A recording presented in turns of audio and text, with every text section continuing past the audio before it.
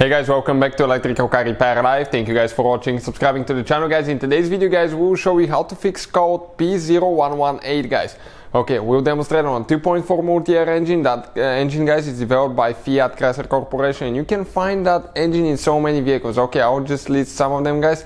Doodge Dart, Chrysler 200, Jeep Cherokee, Jeep Renegade, Jeep Compass guys, Fiat 500X, Fiat Toro, and actually Dodge Ram Promaster City, the one that's like a mini cargo van. All these vehicles guys, okay, use that engine as well guys. So if you have one of those and you have a 2.4 engine, you have a code P0118, stay with us and we'll explain how to fix that. Quick introduction guys, every single car we get at the shop, including this one here, we'll be taking them completely apart guys. That one, we actually even got the engine out and we took it completely apart. On the engine alone we have more than 100 videos and more than 200 videos will be made on the car. Why? Simply because our mission in the shop guys is to save you as much money as we can. All we need in return guys, please subscribe to the channel and like the video. Hopefully you will find the information helpful. Now, if you guys need to buy any replacement parts, any tools to fix your car, check out the link in the description of the video below. You can find that scanner there as well. We list all that guys for your convenience, so please check it out. Now, this is the car guys, this is the 2.4 multi-air engine. You can see this is the original cover. We just have another original one, but we painted it here guys. We'll have a video on the channel how to paint an engine cover as well, so check out the video guys, all that will be there. Now, we'll go ahead, start it guys, and I'll show you some of the symptoms, what you can expect and how to fix it now. So let me do that now, and we're going to diagnose and see how the sensor is actually bad that is causing that. We will get the scanner connected to the OBD port usually, which is located under the steering wheel somewhere. Okay, perfect, we're right there, and let's get in. Great. Now, what do we guys have here? Let me go ahead and start the car quick. I want to start it and I want to show you guys, engine light will be on, and I want you to listen for the radiator fan. Okay, I'll be quiet, so let me show you now, okay, what we're expecting to happen.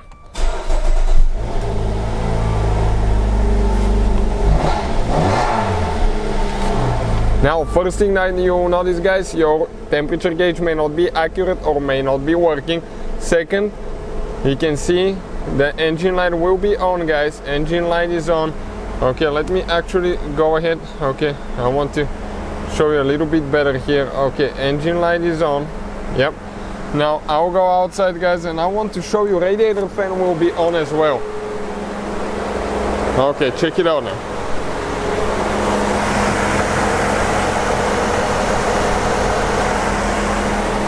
And the car is cold guys. I mean, it's cold. There is no way that fan should be on. So I'll turn the car off. Now, let me tell you guys, never ever start your car in your garage. Always do it in the wide open because you can die in minutes guys from running the car in your garage. So we have a special ventilation that let us do that, but never ever do that guys. So I'll go ahead, turn the ignition on. Okay, you can see the car is not running, ignition switch is on. We're going to connect the scanner, we're going to check the codes, and I want to show you now something guys. So give me just a second and I'll show you guys, okay, what we're looking for. It takes only, okay, we got a message, engine temperature too hot. I want to show you. Okay, when it comes back I'll show you guys. We click yes to continue. Click here to enter the computer module. Okay, now we're going to click read codes. Read codes. Now we have a few options. I check stored codes. Sometimes you can check pending. You can get an extra code there as well guys. Code that we have P0118 engine coolant temperature sensor guys. Now you may get sometimes even an extra code. It really depends guys, for overheating or something like that as well.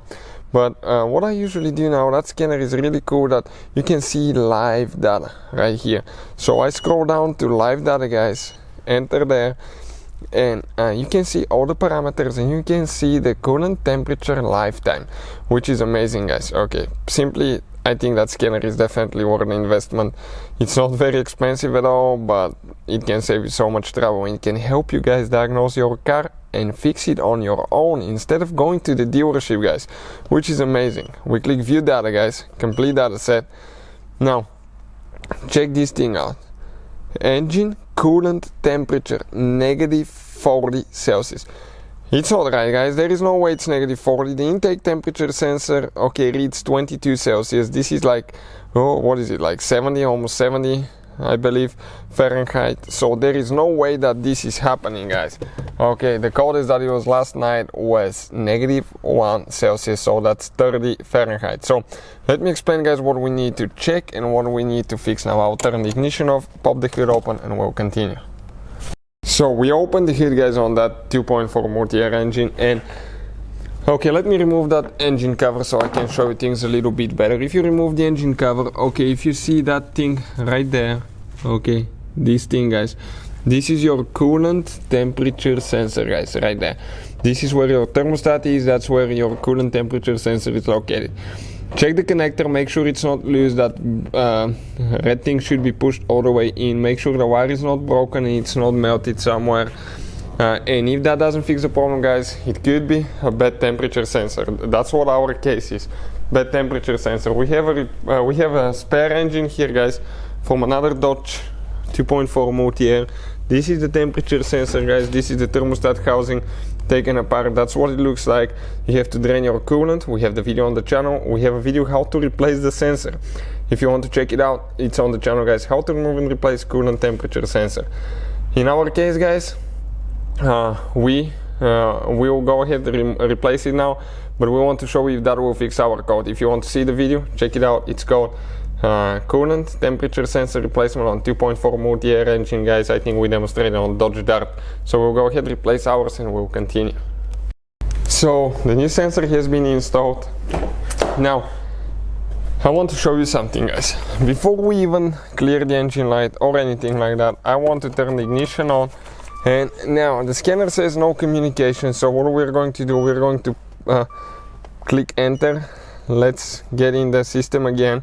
Let's see what it gives us now, guys, for live data, before I even delete the code. I recommend to every time, guys, use, okay, the erase function to erase all the codes and clear all the codes. So what we have here, 40 degrees, guys, Celsius. That's a different story. Remember, it was negative 40.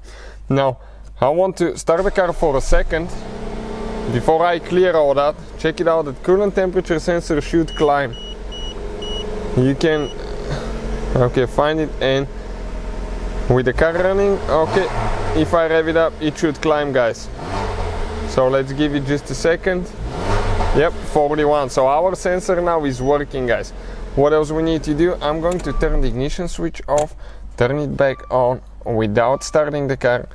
We'll go back. Okay, let's go back, and we're going to, guys, click erase codes.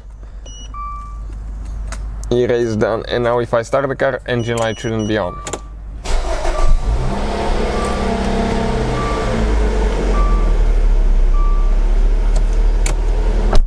So that definitely fixed our problem, guys. Thank you for watching. Please subscribe to the channel for more videos and see you guys next time.